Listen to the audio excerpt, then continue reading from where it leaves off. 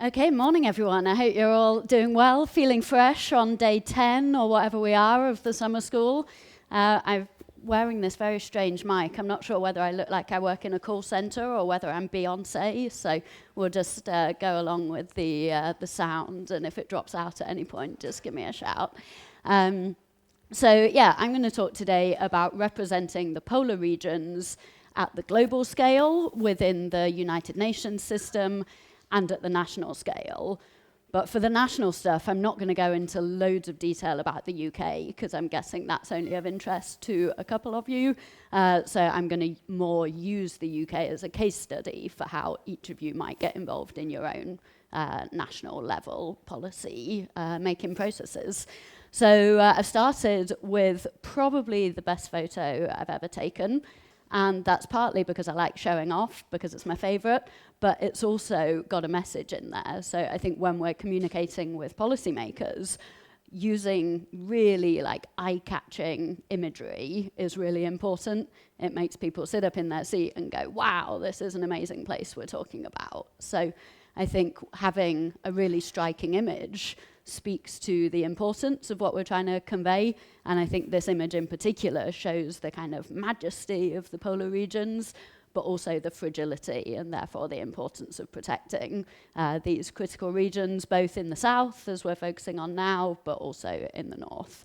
And I've also put some acronyms and some names of organizations on the screen. And that is because I, in some way, represent these organizations, but also because they've been really important in getting me involved in the policy work that I've done. So we had a bit of chat yesterday about how to get involved in these kind of things.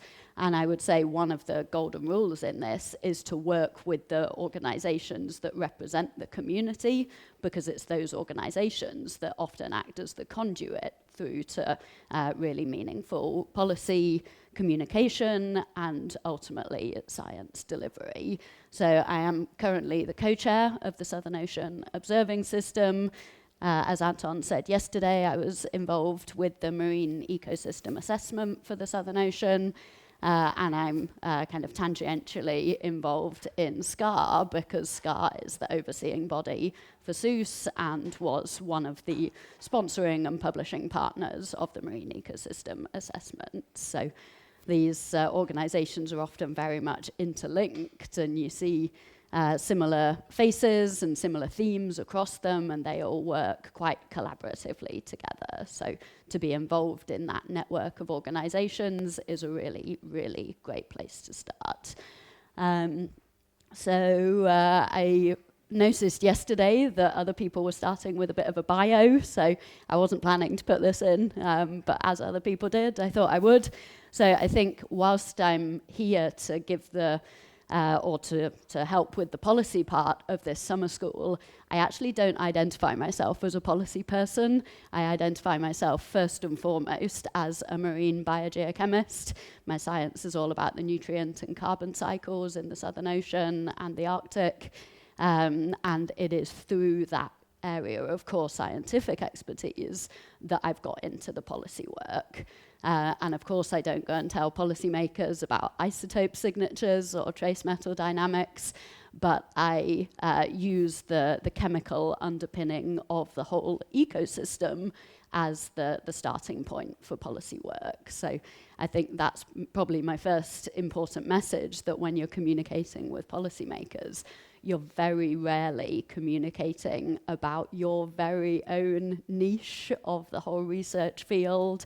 You're very rarely communicating about one paper or one finding, but you're more acting as a broad advocate for the discipline and talking about a body of scientific evidence that includes your work, but it also includes the work of lots of other people.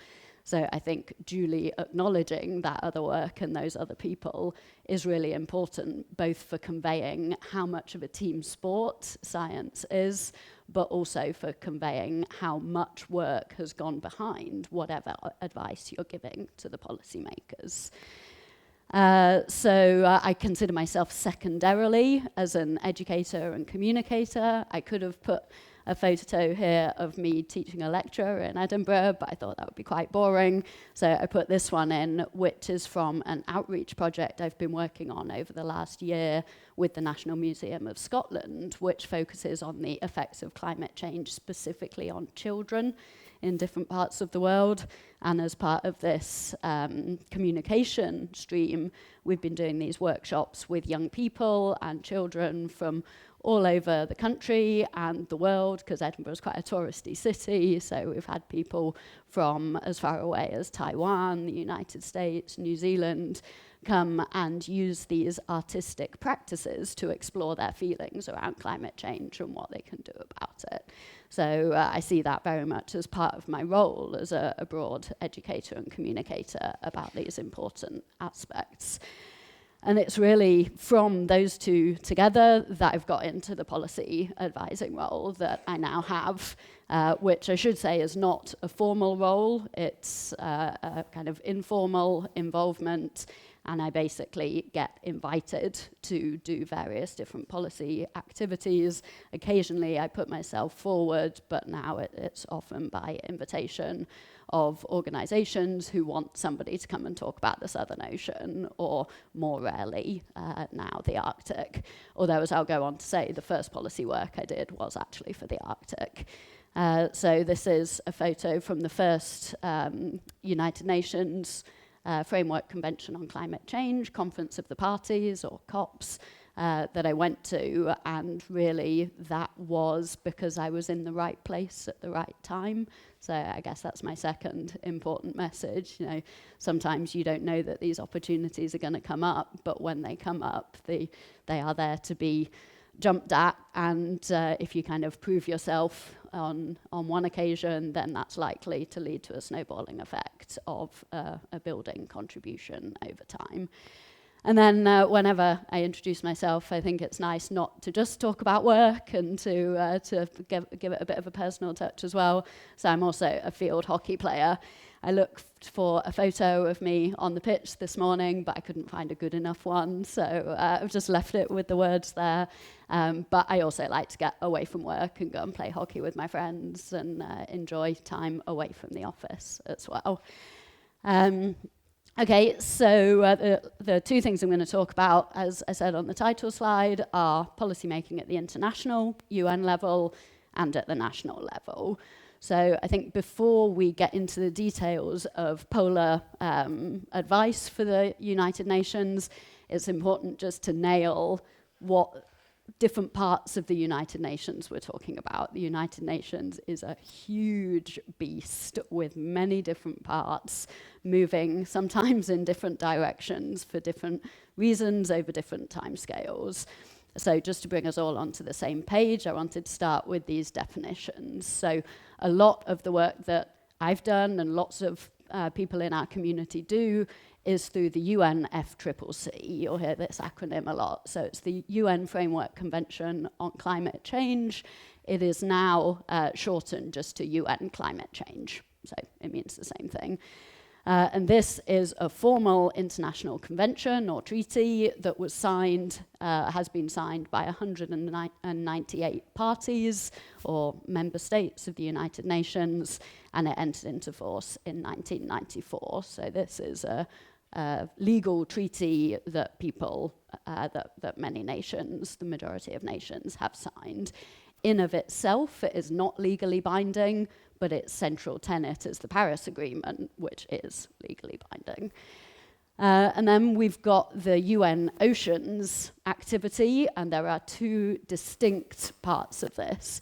So the UN Decade of Ocean Science for Sustainable Development, as Anton mentioned yesterday, is a 10-year framework initiative which was proclaimed by the UN General Assembly. This is the annual meeting of all of the member states. And then it was mandated to be delivered by the international, the Intergovernmental Oceanographic Commission of UNESCO. So this is a specific activity that's happening at the moment over a 10-year period, and it's to improve the use and delivery of ocean information to support the Sustainable Development Goals. And in the ocean community, it's quite common that we just shorten it to the UN Decade of Ocean Science. But I actually think it's really important to remember that the point of it is to underpin sustainable development. So if it gets shortened, it should be shortened to the UN Ocean Decade, not the UN Decade of Ocean Science.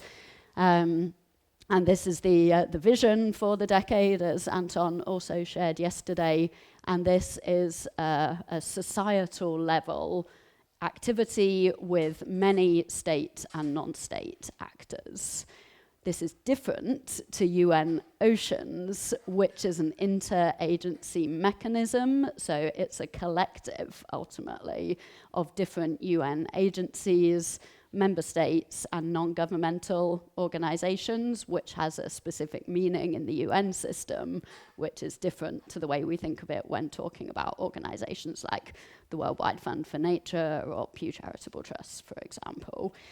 And the objective is essentially to improve the efficiency of the United Nations system in managing and taking care of the oceans and coastal areas. So some of the work I'm going to talk about today falls within the UNFCCC and the conferences of the parties, or the COPs, and some of it fits kind of adjacent to what Anton talked about yesterday with the UN Ocean Decade, and then I'll touch on the UN Oceans framework as well. So the first policy activity that I wanted to talk about was the UN Ocean Conference, which happened in Portugal in summer 2022. Now, this is the formal photo from the UN Ocean Conference. This is a 4-yearly conference which is organized by UN Oceans, that interagency mechanism. And the focus is on national leaders and high-level decision makers making commitments of how nations are going to protect their oceans and the oceans that they have interests in. So these are lots of heads of state. The photo, I think, is a bit blurry for you guys, so you probably can't recognize people, but these are heads of state in attendance, and you can see that there are quite a few quite important people there. But my involvement was not as a head of state, thank goodness, but I was there on the invitation of this guy who is, as many of you will know, the Crown Prince of Monaco, who is very active in polar issues. So he and his foundation hosted this evening event, and as you can see, it's called Polar Oceans, Engine to the Global Ocean. So it was really trying to bring a focus to the polar regions within this broad framework of this massive UN Ocean Conference. And it's really worth noting that this was the only formal event that had a focus on the polar regions. There was nothing else in the program that focused on the Arctic, the Antarctic, or both. So what was astonishing to me is that the first task for us to do, only in 2022, not like in 1982, but the first thing that we had to do was really put the polar regions on the map of the UN Oceans mechanism. So it was really a profile-raising activity, and it involved 5 scientists who were bunched together in the middle there, but also other high-profile figures like Sylvia Earle, who's a general champion for the oceans, who many of you will have heard of, Luc Jacquet, who was the director of March of the Penguins, and this lady here is an artist who... her name is Daniela Michaelo, I think I'm pronouncing that right, and she is using innovative art forms to communicate the beauty and the fragility of the polar regions. So the idea was that the scientists would talk briefly about the science, and then the messengers for the polar oceans would talk about how to communicate their importance to a much broader area than a much broader range of people than scientists in themselves could meet. But it was, to reiterate again, the only polar-focused event at this international conference, which I think is quite staggering. And what I was there to do was to introduce the action plans for the UN Ocean Decade for both the Southern Ocean and the Arctic. So Anton talked about the Southern Ocean Action Plan yesterday, which is this one here. And I also spoke about the Arctic one as well, which I should say I wasn't involved in, and I made that very clear in my presentation. But the underpinning message was that these two oceans, whilst in many people's minds are quite distant, despite the fact that plenty of people live in the Arctic, they are fundamental in underpinning sustainable development and therefore deserve the same respect and protection as the ocean throughout the global ocean system. But there were lots of people in the audience who were hearing this for the first time, which I think was really quite staggering. Okay, so that's the UN Ocean Space. We'll now move on to the UNFCCC, and I think this is where I've made my biggest contribution in terms of policy. And I've done this at the last 3 COPs, and I am probably going to go to COP29 in Azerbaijan. These things tend to get organized quite late in the day, so nothing is confirmed just yet. And one of the challenges that I don't know whether we've really talked about enough in terms of translating science to policy is that policymakers work on very different timescales to scientists. Things happen at the last minute, and they happen very quickly, so you have to be on your toes and ready to go for maybe quite a long time before you suddenly have to jump into action. So when I did a brief bit of time with the territorial army, and we had a phrase that the critical skill that you had to have was to hurry up and then wait, and I think it's quite similar in terms of being a scientist ready to go with policymakers when called upon. So the first conference of the parties that I went to was COP26 in Glasgow, and I just wanted to stop there for a minute to pause and think about why that was. And as I indicated on the first slide, it was because I was in the right place at the right time. So the reason that we went there with this distinguished team of people, both in the room and across the world through the hybrid connection, was because of the MISO project, the Marine Ecosystem Assessment.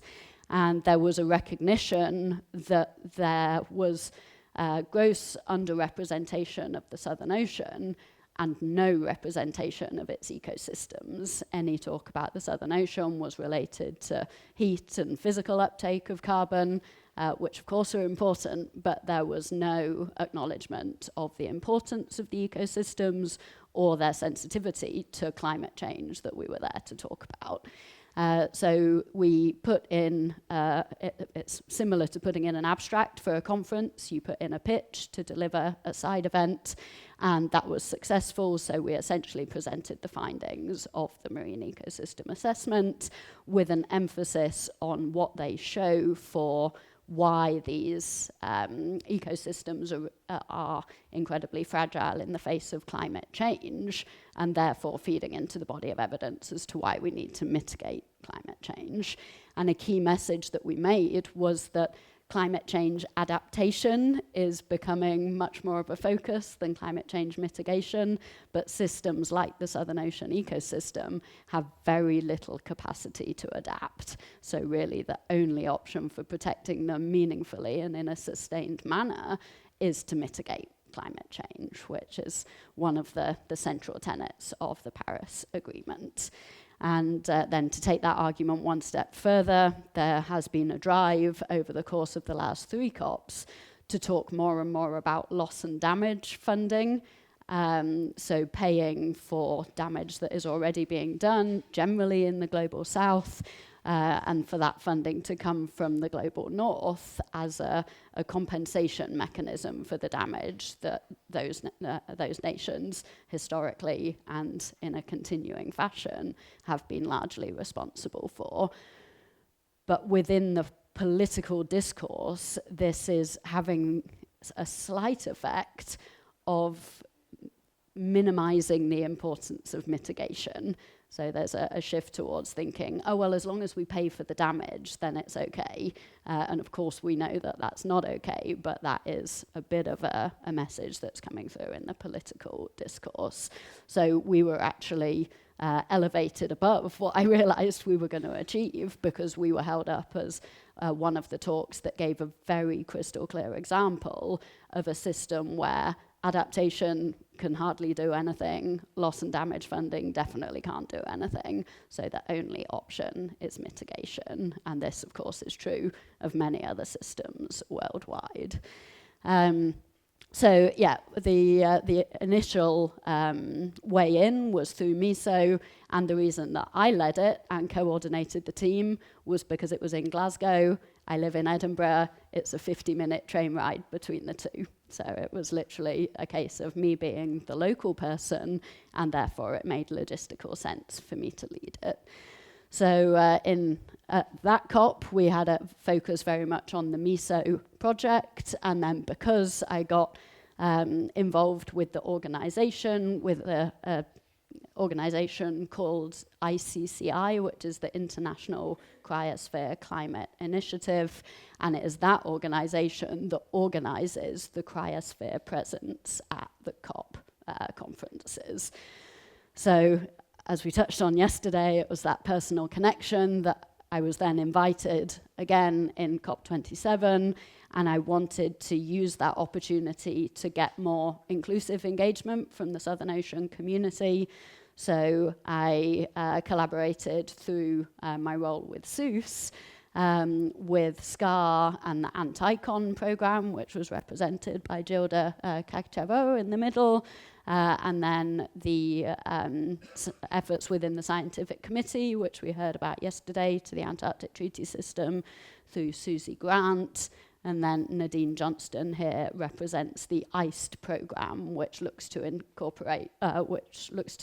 better integrate observations and modelling in the Southern Ocean for societal and policy purposes. So we still had that foundation of Southern Ocean ecosystems, but it was much broader to include a representative group of organisations working in and for the Southern Ocean. So in both of those years, our role was to turn up, give a talk or a series of talks, and present evidence to policymakers. But in COP28, my role went one step further, where because I had contributed to these two conferences and brought wonderful teams of people who had been amazing support and done an amazing job, at COP28, there was then a recognition that it would be useful to have a team of scientists to talk to the negotiators directly.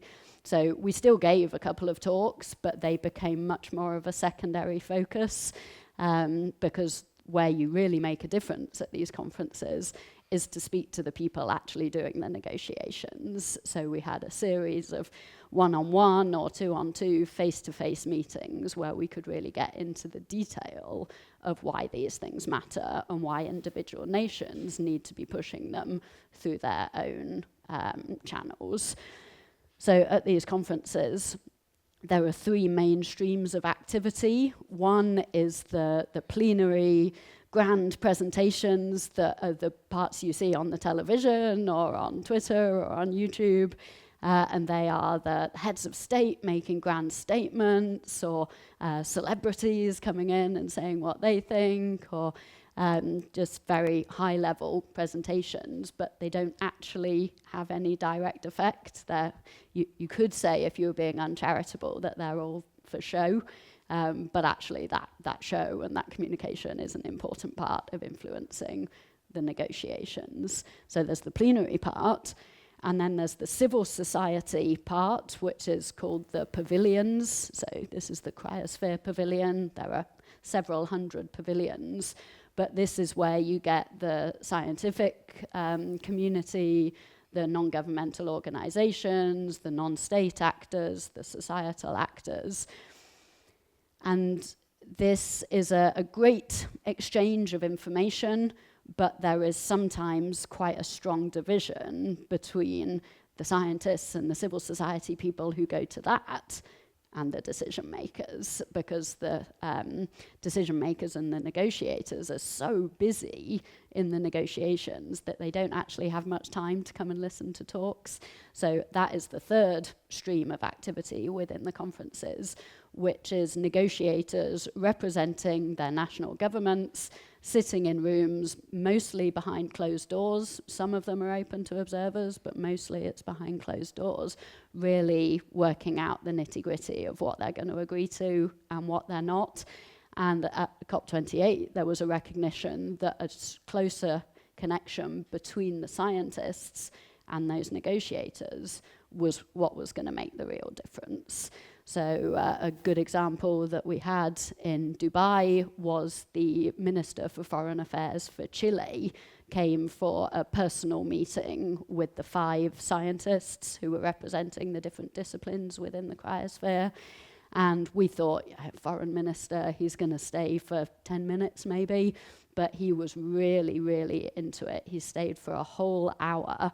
He just kept putting off his next meetings because he really wanted to hear what we had to say, because of course Chile is an Antarctic neighboring nation, so has a lot more at stake. And then the following day, he asked us to brief the entire delegation. So it was really an exercise in having to be agile, having to be on our toes, having to be ready to go at any moment, because we got this request at 8:30 in the morning and they wanted the briefing at 9. So it was like, right, okay, go. This is an amazing opportunity. We've got to be good, but we've got to be ready in 29 minutes time. Go.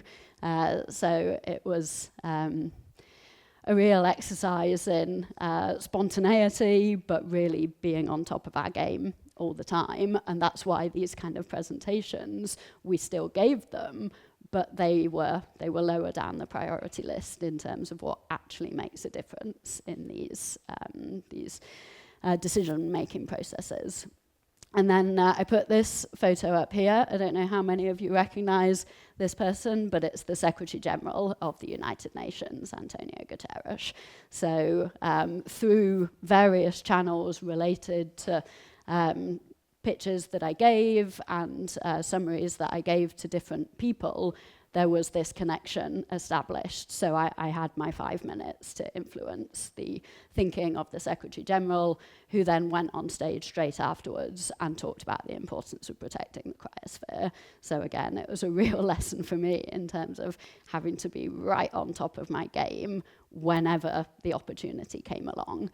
It did help, and many of you probably know this already, but the Secretary General had recently been to Antarctica, so it was on his mind anyway, and that's partly why the meeting was set up, because he wanted to speak to an Antarctic scientist, and he had some quite well-defined questions as to what he wanted to know, but that doesn't take away from the fact that I had to be on form when I was actually just sitting in a different room thinking, oh, I've got a 10-minute break, I'll just sit and listen to somebody else talk. And then this meeting came along. So I think knowing who to speak to and where to have the most influence is something that you refine over time. And sometimes it's more by luck than judgment, but that's okay. And it's a case of taking advantage of the opportunities whenever they do come along. Okay, so this is the introductory screen to the event that we organised at COP28, and I put it up here partly because hopefully you'll recognise one of the names up there from last week, but I wanted to show the kind of breadth of what we cover. I'm not talking about isotopes, I'm not talking about nutrients, we're talking about the ecosystem as a whole. I also wanted to show it because it's got all the logos along the bottom of all of the organizations that are involved. And this is, of course, important because we are trying to be inclusive and equitable as a scientific community, but it also adds weight to what we're saying in terms of the way policy makers receive it.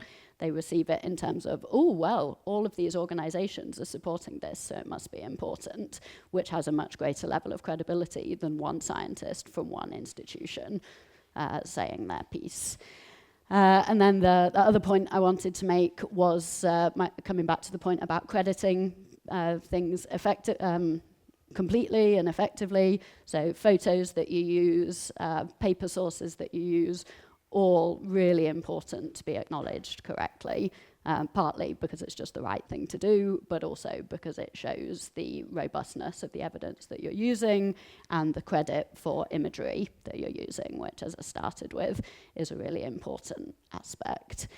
We're talking about a breadth of expertise, and I think it's really important to have people in the room who can speak with authority on each of the different topics. In terms of the wider context within which we're doing, I mentioned earlier that there were 5 expert scientists who were there to speak to the negotiators. And so this is a bit more detail on that. So the overarching objective of the ICCI, International Cryosphere Climate Initiative, was to share the message that 2 degrees is too high for the cryosphere, because the Paris Agreement says we need to limit warming to 2 degrees above the of warming above the pre-industrial and as close to 1.5 as possible. But the message from the cryosphere is that it has to be 1.5. 2 degrees is not an option, and even 1.5 is too high in certain aspects.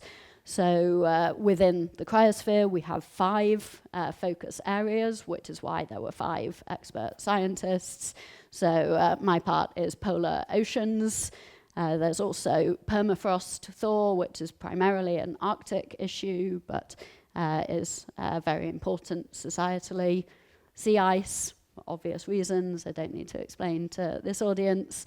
Ice sheets and sea level rise is probably the one that gets the most attention, actually, because it has major implications in terms of global north, global south climate justice, because we get, of course, a disproportionate amount of sea level rise around the equatorial and tropical regions.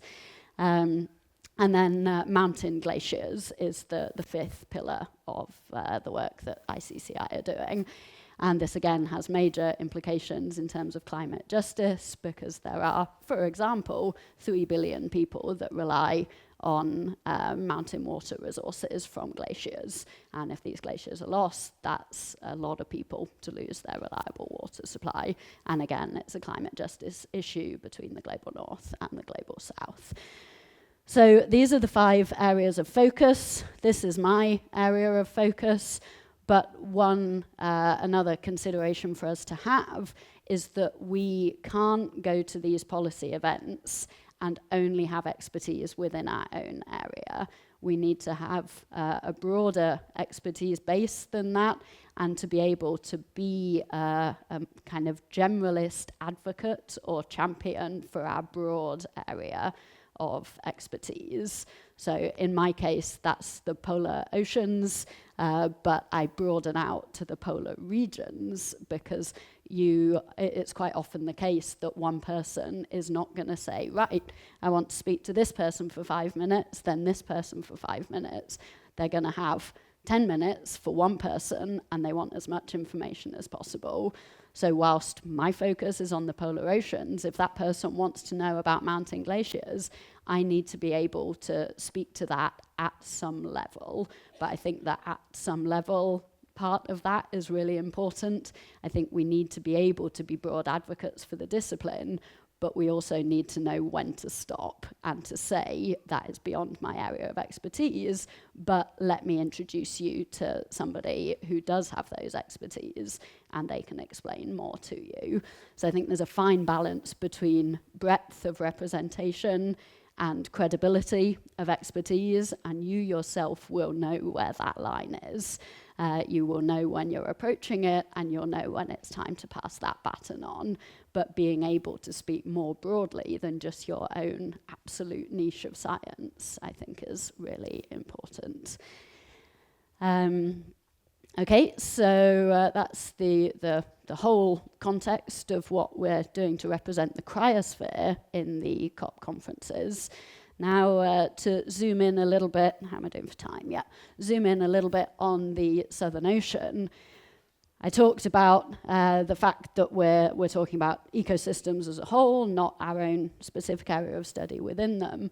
But I think another key thing that I've learned over my time doing policy work is that if you just talk about productivity of an ecosystem, keystone species, or if you just talk about strange-looking invertebrates that live on the seafloor,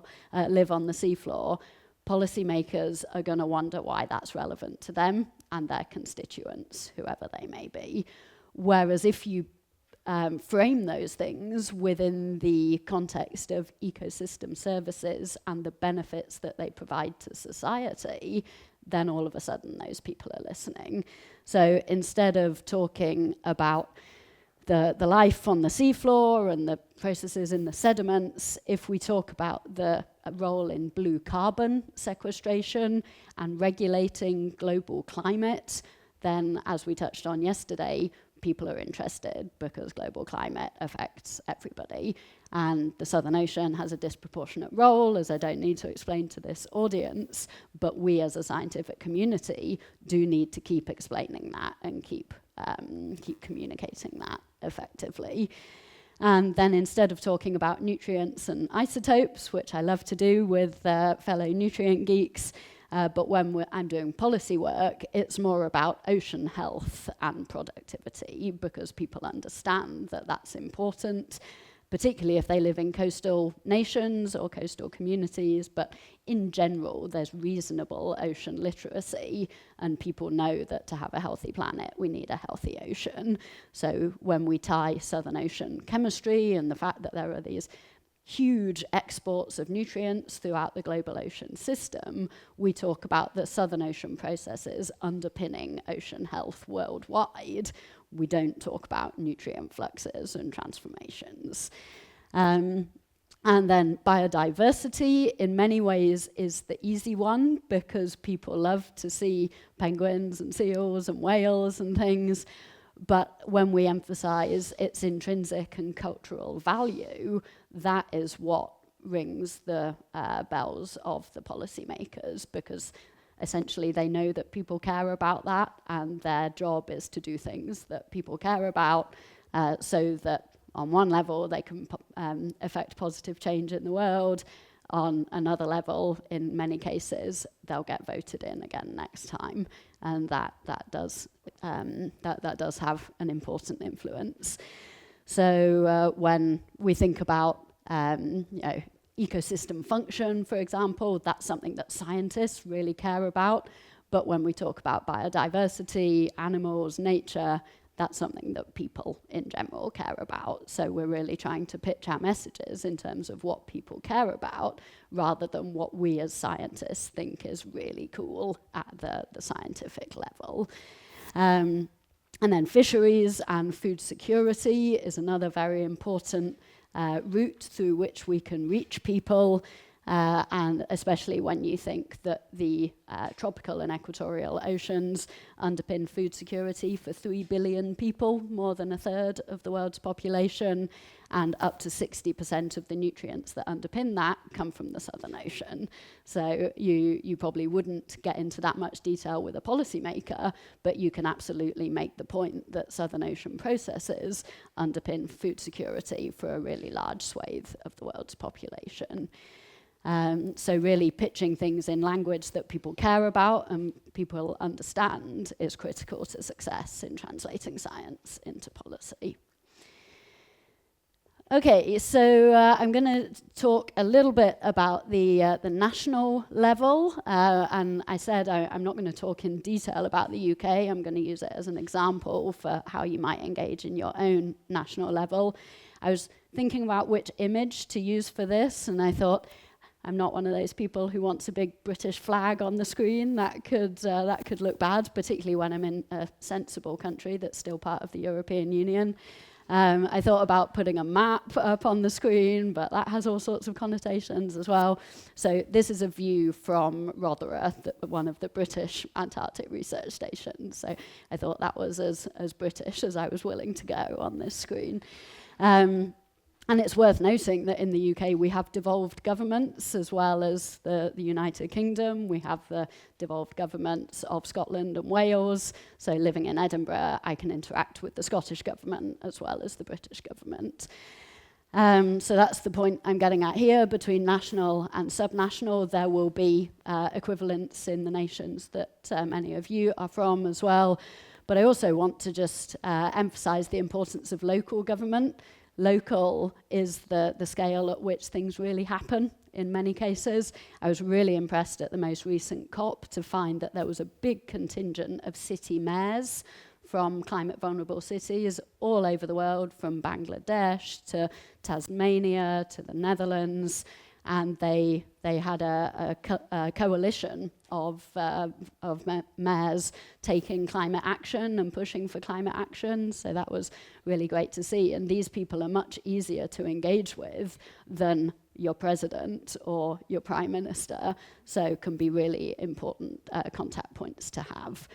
So in the UK and many other countries, we have a series of parliamentary committees that have interests in some way related to Antarctica and the Southern Ocean. They often produce calls for evidence on specific issues. So one great way to get involved in policy in the first place is to respond to some of those calls for evidence or calls for input.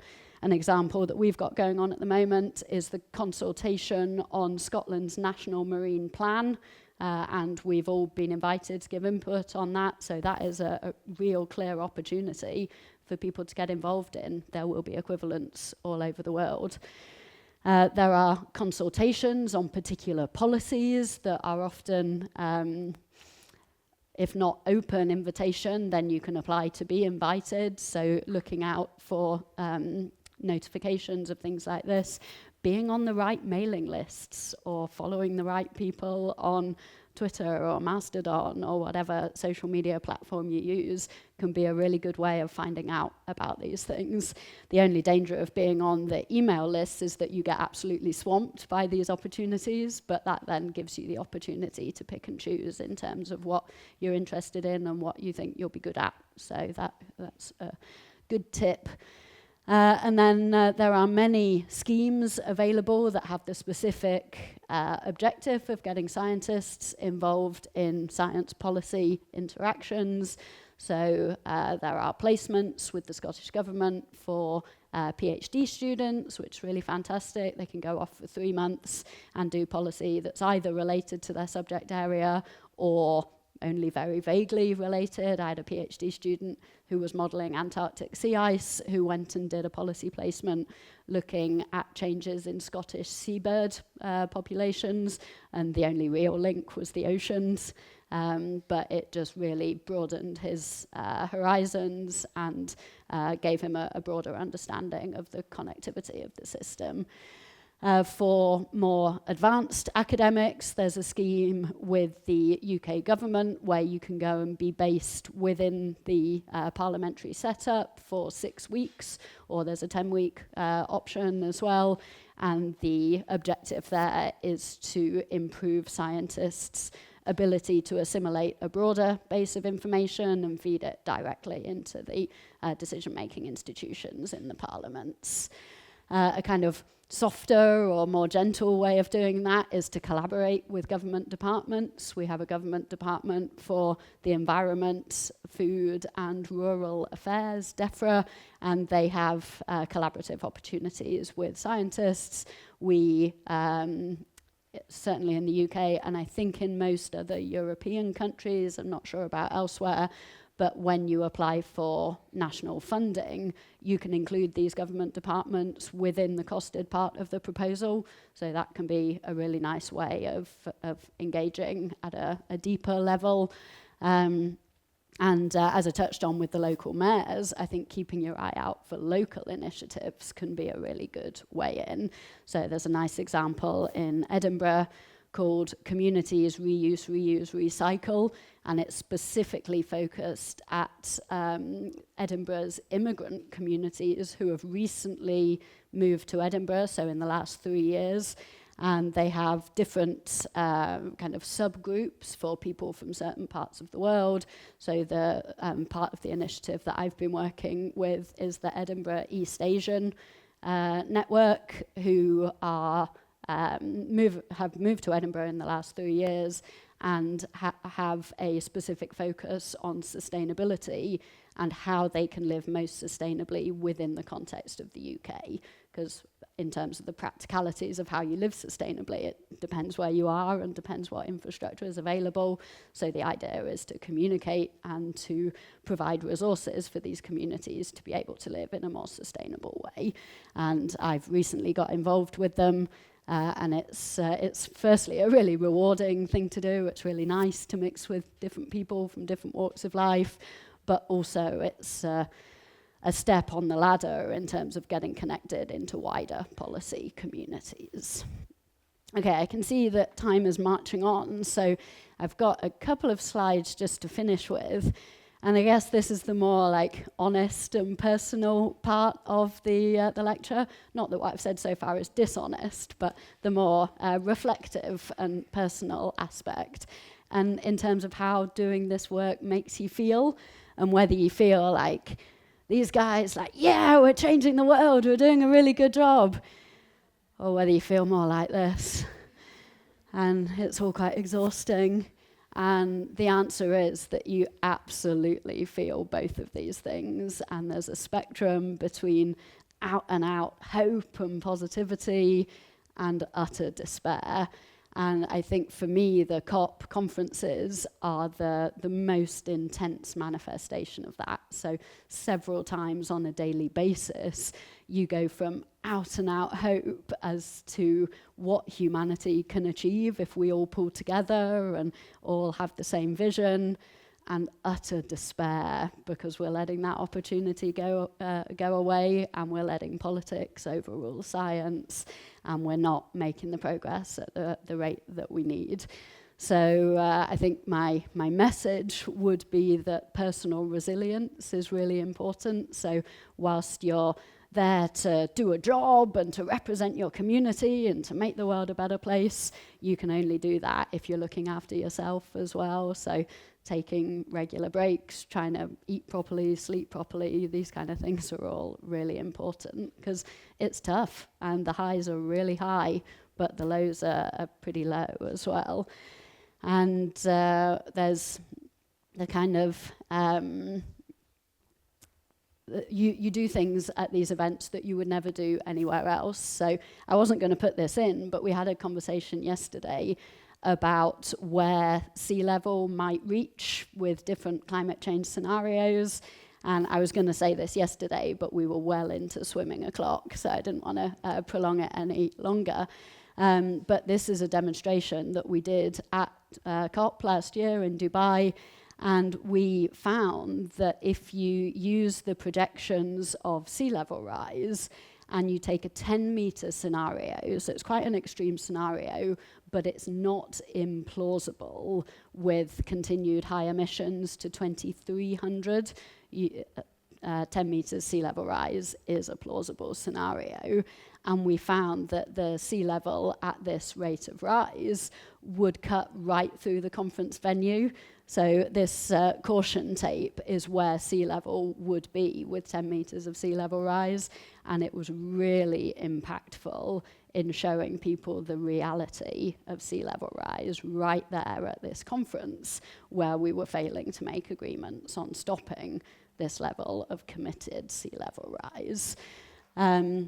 So I think my personal highlight of this was just off-shot. One of the students who was working with us found a caution wet floor sign, so that's just about here. But in many ways, this is scientists having a bit of a play, a bit of an exploration, a bit of a mind game with some of these concepts. But the note that I wanted to finish on was that these, a lot of the issues that are being discussed are actually really emotionally draining. These are people from Pacific Islands who are not talking about projections in a computer model.